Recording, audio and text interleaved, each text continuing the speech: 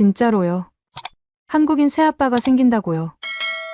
그것도 케이팝 덕후였던 제가요. 안녕하세요. 저는 미국 중부의 조용한 시골 마을에서 살고 있는 17살 소녀입니다. 제 이름은 사라예요. 제가 사는 곳은 위스콘신주의 작은 도시인데 여기선 눈이 많이 오고 겨울이 길기로 유명해요. 바깥은 고요하고 예쁘지만 제 마음은 언제나 뭔가 허전했어요. 그건 아마도 제 가족 때문이었겠죠. 저는 어릴 때 부모님이 이혼하셨어요. 그게 몇 살 때였는지는 정확히 기억나지 않지만 제가 아직 학교도 들어가기 전이었던 걸로 기억해요. 아빠는 이혼 후로 완전히 연락이 끊겼고 그 이후로 엄마와 단둘이 살아왔습니다. 엄마는 병원에서 간호사로 일하시는데 항상 바쁘셨어요. 새벽부터 나가서 밤늦게 들어오고 어떤 날은 야간 근무까지 하셔서 며칠 동안 얼굴을 못 볼 때도 많았어요. 그래서 저는 늘 혼자였어요. 그렇게 혼자 있는 시간이 많다 보니 자연스레 인터넷이나 TV에 의존하게 됐죠. 처음엔 아무 생각 없이 유튜브를 보다 우연히 케이팝 뮤직비디오를 보게 됐어요. 그게 방탄소년단의 봄날이었어요. 노래도 좋았고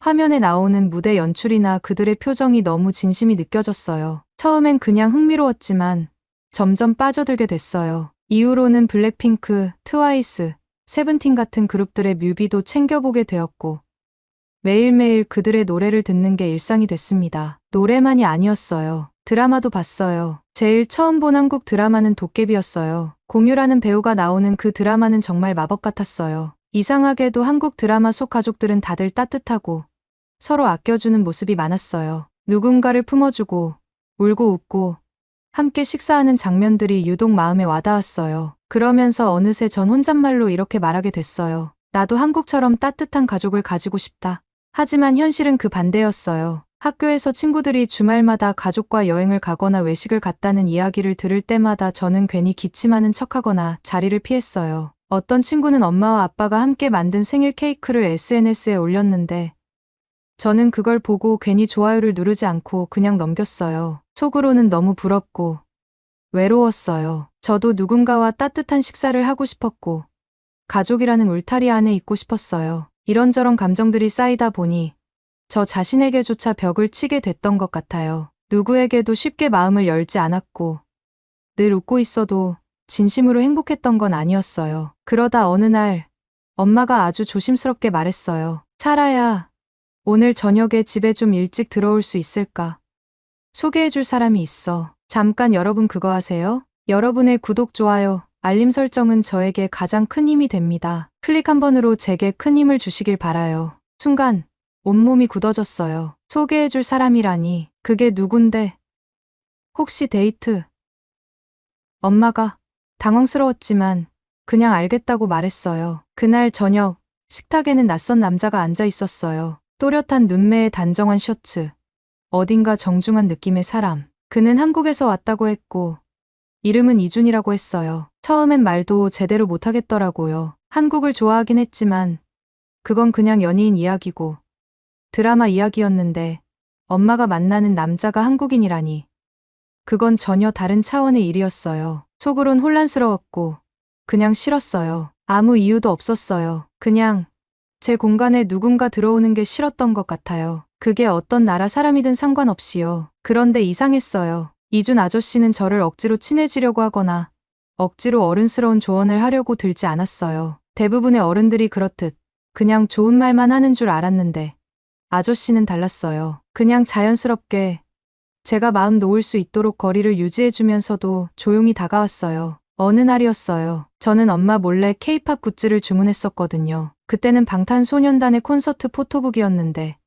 배송지를 학교로 해도 안 되고 친구 집으로 보낼 수도 없어서 그냥 집 주소를 썼어요. 택배 상자엔 큰 글씨로 그룹 이름이 적혀 있었고 그걸 아저씨가 먼저 발견하셨어요. 저는 너무 당황해서 얼른 숨기려고 했는데 아저씨는 아무 말 없이 웃기만 하셨어요. 다음 날 학교에서 돌아오니 제 방 책상 위에 작은 봉투가 놓여 있었어요. 봉투 안엔 제가 좋아하는 멤버의 포토카드가 들어 있었고 뒤엔 이런 글씨가 적혀 있었어요. 내가 한국에 있을 때 팬카페에서 얻은 귀한 거야. 내가 좋아할 것 같아서. 그 순간 정말 놀랐어요. 단지 취향을 존중해주는 걸 넘어서 나에 대해 관심을 가지고 기억해주는 어른이 있다는 사실에 울컥했어요. 그날 밤 처음으로 아저씨에게 먼저 말을 걸었어요. 아저씨는 혹시 방탄소년단 좋아하세요? 아저씨는 웃으면서 아니, 음악은 잘 몰라요. 근데 그 친구들이 한국을 멋지게 알리고 있다는 건 잘 알아요. 그리고 너도 그만큼 멋진 애인 것 같아서 관심이 갔어. 라고 말했어요. 그 말이 왠지 모르게 따뜻하게 들렸어요. 그 뒤로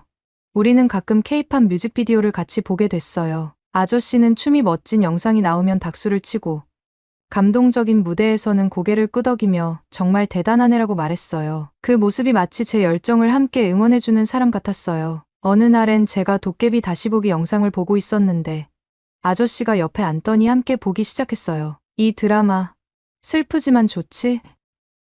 네, 공유가 진짜 멋져요. 목소리도 좋고 그랬더니 아저씨가 웃으며 말했어요. 공유도 멋있지만 우리 사라가 더 멋져. 진짜야. 공유는 연기지만 넌 진짜니까. 그 말에 저는 웃음이 나면서도 어딘가 마음이 몽글몽글해졌어요. 그 순간 제가 받은 위로는 말로 표현할 수 없는 것이었어요. 단지 같이 드라마를 본 것뿐인데 그 짧은 시간 속에서 아저씨는 저의 관심을 이해해주고 응원해주고 제 존재 자체를 인정해 주었어요. 그렇게 점점 저는 아저씨를 그냥 엄마의 남자친구가 아니라 조금 더 가까운 내 이야기 들어주는 사람으로 느끼게 되었어요. 그리고 그건 제 인생에서 아주 특별한 변화의 시작이었어요. 그렇게 제 이야기는 점점 달라지기 시작했어요. 엄마와 이준 아저씨가 결혼한다는 소식을 들었을 때 저는 아무 대답도 하지 못했습니다. 머리로는 축하해야 한다는 걸 알았지만 가슴은 뭔가 서늘하고 낯설었습니다. 축하해주고 싶은데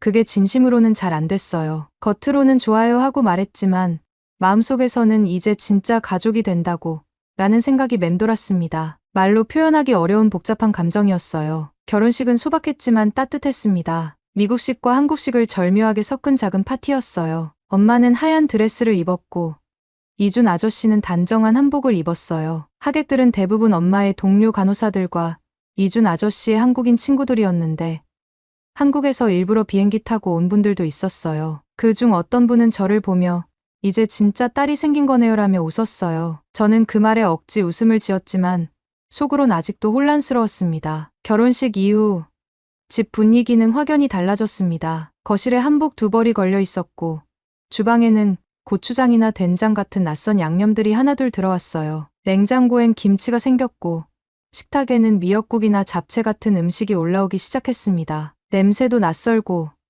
맛도 처음엔 어색했어요. 하지만 점점 익숙해졌어요. 어느 날 아침에는 이준 아저씨가 직접 구운 김치전을 내오기도 했는데 처음엔 색다른 냄새에 코를 찌푸렸지만 먹어보니 은근히 중독되는 맛이었어요. 학교 생활은 여전히 조용했습니다. 저는 평소처럼 무리해서 조금 떨어진 아이였고 특별히 튀는 걸 좋아하지 않았어요. 그래서 엄마의 결혼 이야기도 친구들에게 말하지 않았어요. 괜히 소문나면 놀림거리가 될까봐 두려웠어요. 특히 시골 마을이라 외국인에 대한 시선이 그리 유연하지 않았거든요. 뭔가 다르다는 것만으로도 조용한 왕따가 될 수 있다는 걸 저는 이미 알고 있었습니다. 그런데 일이 터졌습니다. 어느 날 점심시간 친구 중 한 명이 갑자기 말했습니다. 사라, 너 엄마 한국인이랑 결혼했다며.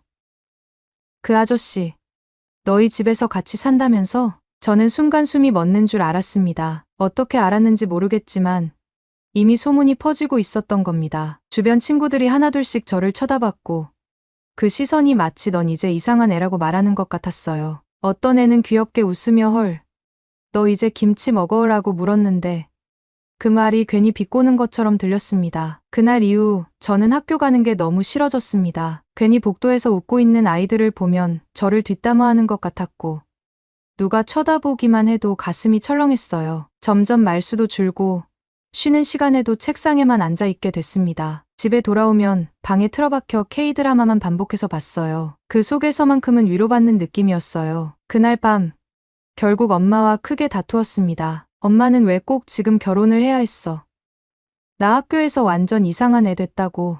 엄마는 당황한 얼굴로 그렇게까지 힘들 줄 몰랐어라고 말했지만 그 말조차 저를 더 서럽게 만들었습니다. 눈물이 왈칵 쏟아졌고 저는 방문을 쾅 닫고 들어가 버렸습니다. 그 다음 날 아침 학교에 도착하자마자 분위기가 이상하게 느껴졌어요. 복도를 지나는데 몇몇 친구들이 저를 힐끔거리며 속삭이는 게 느껴졌어요. 저기 쟤네 아빠래 한국에서 왔다더니 진짜래. 그런 말들이 들리는 듯했지만 저는 애써 못 들은 척하며 교실로 걸어갔어요. 심장이 빠르게 뛰고 있었고 얼굴이 화끈거리기 시작했어요. 뭔가 이상한 일이 벌어지고 있다는 느낌이 강하게 들었어요. 그러다 점심시간이 끝나갈 무렵 누군가가 창밖을 가리켰어요. 야, 저 사람 누구야? 되게 멋있게 생겼다.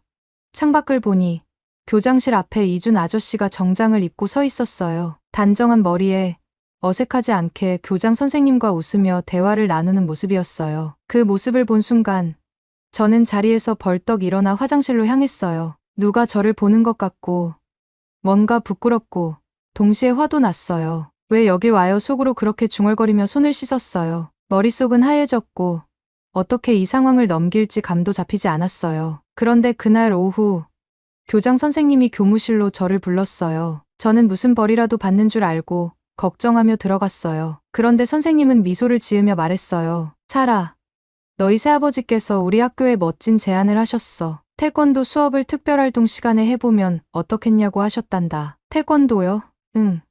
알고 보니 한국에서 태권도 관장님이셨더라. 아이들이 관심 많을 것 같아서 허락했어. 순간 말문이 막혔어요. 그동안 조용하고 자상하던 아저씨가 직접 학교에 와서 교장 선생님과 그런 이야기를 했다는 사실이 믿기지 않았어요. 더군다나 그게 저를 곤란하게 만들기 위한 행동이 아니라 어떻게든 이 상황을 긍정적으로 바꾸려는 진심이 담긴 행동이었다는 걸 깨닫는 순간 복잡했던 감정이 천천히 풀어졌어요. 교실로 돌아가려는데 복도에서 친구 몇 명이 수군대는 소리가 들렸어요. 사라 아빠 진짜 태권도 했대. 완전 멋있지 않아?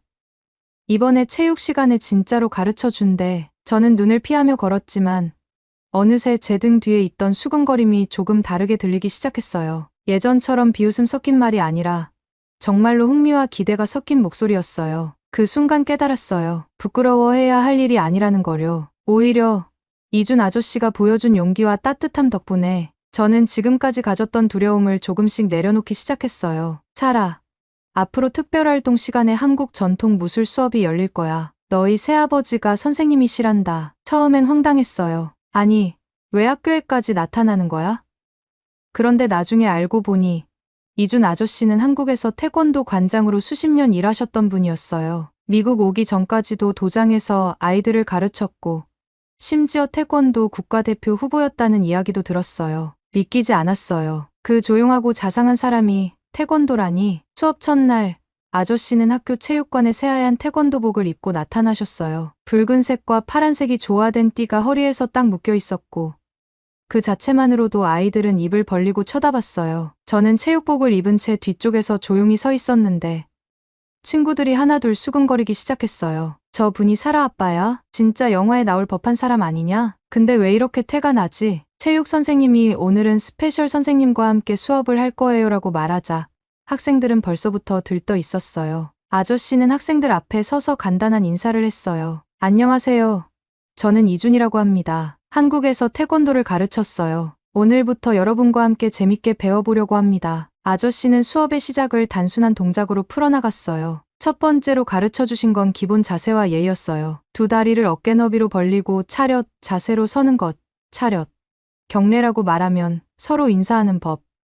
그리고 태권이라고 힘차게 외치는 구호. 아이들은 처음엔 어색해하면서도 금방 재미를 느꼈는지 따라하기 시작했어요. 이제부터는 간단한 발차기 배워볼게요. 오른발을 들어서 앞으로 쭉 찬 다음 다시 중심 잡기.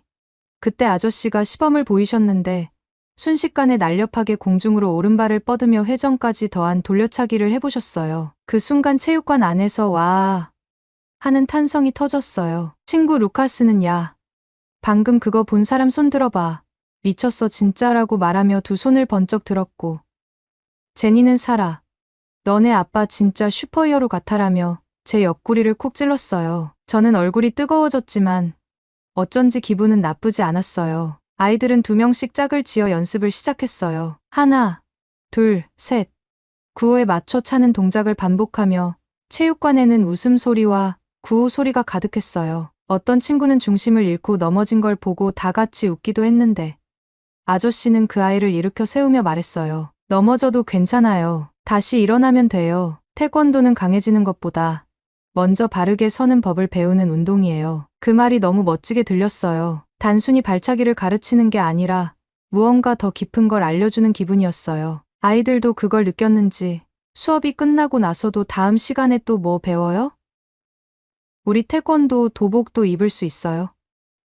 같은 질문이 쏟아졌어요. 그날 이후 저는 처음으로 체육 시간이 기다려졌어요. 그리고 친구들 앞에서 어깨가 펴지는 기분을 느낄 수 있었어요. 그 모든 건 아저씨가 보여준 진짜 태권 정신 덕분이었어요. 그 수업 이후 친구들의 반응은 확연히 달라졌습니다. 사라, 너희 아빠 짱 멋있어. 너 태권도 배울 수 있어서 부럽다. 같은 말들을 들으면서 저는 처음으로 어깨를 펴게 되었어요. 아직 혼란스럽고 익숙하지 않은 부분도 많았지만 한 가지는 분명했어요. 저는 조금씩 이 사람을 진짜 아빠라고 느끼기 시작하고 있었어요. 태권도 수업이 학교에서 점점 인기를 끌면서 저도 조금씩 친구들 사이에서 주목을 받기 시작했어요. 이전에는 점심시간마다 조용히 구석에 앉아 혼자 밥을 먹었는데 어느 날부턴가 누군가 제 옆에 앉기 시작했어요. 사라, 내 아빠한테 발차기 좀 배우고 싶은데 혹시 알려줄 수 있어? 라는 말과 함께요. 그렇게 제 옆자리는 늘 비어있지 않게 되었고 저는 처음으로 누군가와 눈을 마주치며 웃을 수 있게 되었어요. 그 무렵 학교에서는 세계 문화의 날이라는 행사가 준비되고 있었어요. 학생들과 부모님들이 함께 자국의 문화를 소개하는 자리였는데 대부분은 자그마한 전시나 음식 부스를 준비했어요. 저희도 한국 문화를 소개하는 부스를 만들기로 했고 이준 아저씨는 정말 열정적으로 준비에 임하셨어요. 부스에는 태극기와 한복 사진, 태권도, 도복, 그리고 한국의 전통 놀이인 제기차기와 윷놀이 세트를 준비했어요. 저는 친구들과 함께 한글 이름을 써주는 코너를 맡았는데 한글로 이름을 써주면 아이들이 정말 신기해했어요. 내 이름이 이렇게 예쁘게 써지네 하며 감탄하는 모습에 뿌듯했어요. 하지만 그날의 진짜 하이라이트는 음식이었습니다. 아저씨가 직접 준비한 불고기, 김치전, 잡채, 그리고 김밥이 그 주인공이었어요. 전날부터 엄마와 함께 재료를 사고 밤늦게까지 양념을 준비하는 모습을 보며 이 사람은 정말 정성이 많은 사람이구나라는 생각이 들었습니다. 아침 일찍부터 체육관 한쪽에서 조리된 음식이 하나둘씩 테이블 위에 올려졌고 그 냄새만으로도 사람들의 발길이 끊이지 않았어요. 처음엔 조심스럽게 한 조각 집어먹던 아이들이 이내 이거 진짜 맛있어 하며 줄을 서기 시작했어요. 특히 김치전은 가장 인기였고 한 친구는 이거 피자보다 더 맛있어라고 말하기도 했어요. 아저씨는 매워도 괜찮아요? 하며 걱정스레 물었지만 아이들은 오히려 이 정도는 괜찮아.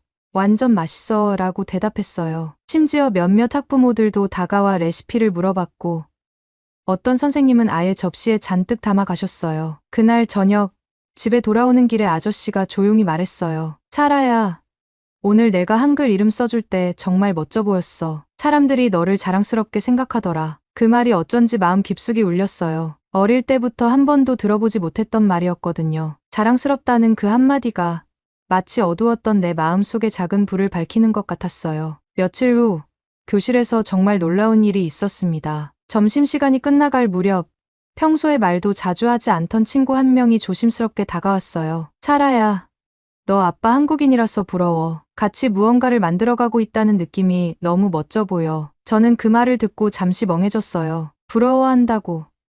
내가?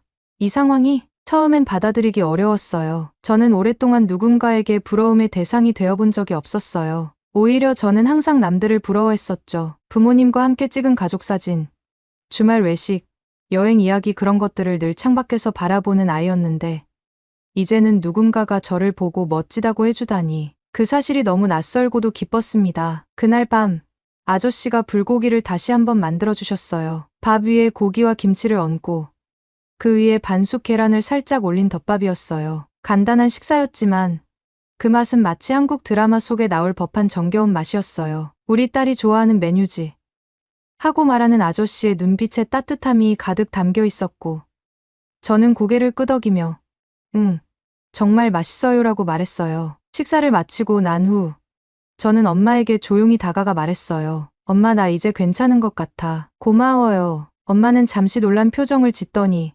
말없이 저를 안아주셨어요. 그렇게 우리는 긴 시간 동안 말없이 서로를 꼭 안고 있었어요. 그 순간만큼은 세상 어떤 말보다 따뜻했고 오래도록 잊지 못할 기억이 되었습니다. 어느새 저는 이준 아저씨를 새아빠라고 부르기 시작했어요. 처음엔 어색했지만 이제는 자연스럽게 입에 붙었습니다. 그리고 그 단어가 주는 무게도 점점 따뜻하게 느껴졌어요. 가족이라는 단어가 이렇게 아름다울 수 있다는 걸 저는 이제서야 알게 되었어요. 봄이 다가오던 어느 날이었습니다. 위스콘신의 눈은 어느새 녹아내리고 있었고 아침 공기엔 살짝 풀향기가 섞여 있었습니다. 그 계절의 변화처럼 저의 마음도 조금씩 따뜻해지고 있었어요. 전에는 혼자서 지내던 주말 아침, 이제는 가족이 함께 식탁에 모여 앉아 한식을 먹으며 이야기를 나누는 시간이 생겼습니다. 비록 아직도 가끔은 낯설기도 했지만 점점 그런 일상이 익숙해지고 있었어요. 주말마다 새아빠와 함께하는 활동도 늘어났습니다. 우리는 동네 공원에 가서 산책을 하기도 했고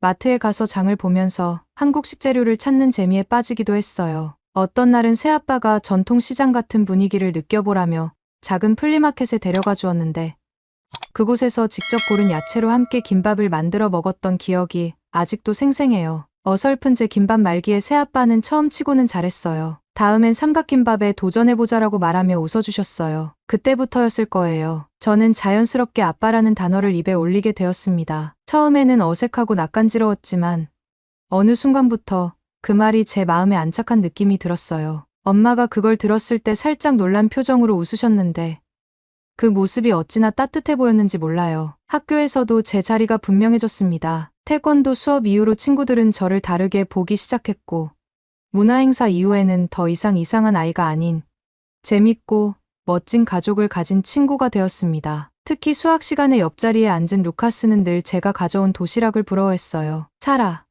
오늘은 무슨 한국 음식이야?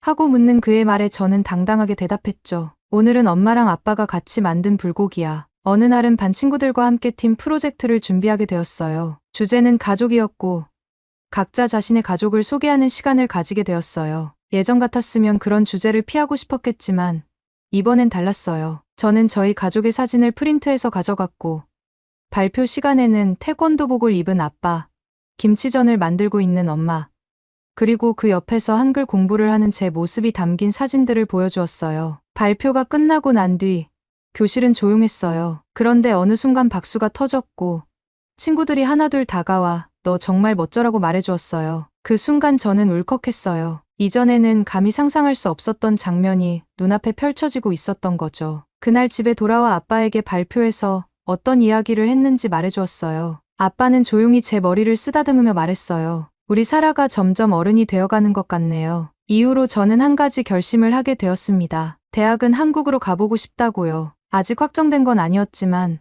한국이라는 나라에 대해 더 알고 싶고 더 가까이에서 살아보고 싶은 마음이 들었어요. K-팝으로 시작된 작은 관심이 이렇게까지 커질 줄은 몰랐어요. 그리고 지금 이 가족을 통해 느낀 따뜻함이 어쩌면 제가 찾고 있던 모든 것의 답이었던 것 같았어요. 어느 날 밤, 아빠와 엄마는 마당에서 고기를 굽고 있었고 저는 잔디에 앉아 드라마를 보며 웃고 있었어요. 갑자기 아빠가 제게 말했어요. 사라야, 혹시 한국에서 하고 싶은 게 생기면 언제든 말해. 내가 도와줄게. 그 말에 저는 조용히 고개를 끄덕였어요. 그리고 속으로 다짐했어요. 언젠가 꼭 한국에 가서 그곳에서의 삶도 경험해보겠다고요. 지금의 저는 예전의 저와는 많이 달라졌습니다. 예전엔 단지 혼자였고 외로움 속에서 K-팝과 드라마로 위로받던 아이였지만 지금은 따뜻한 가족과 함께 미래를 꿈꾸는 사람이 되었습니다. 그리고 그 중심엔 한국이라는 나라가 있어요. 단순히 좋아하는 문화를 넘어서 제 인생을 바꾼 나라,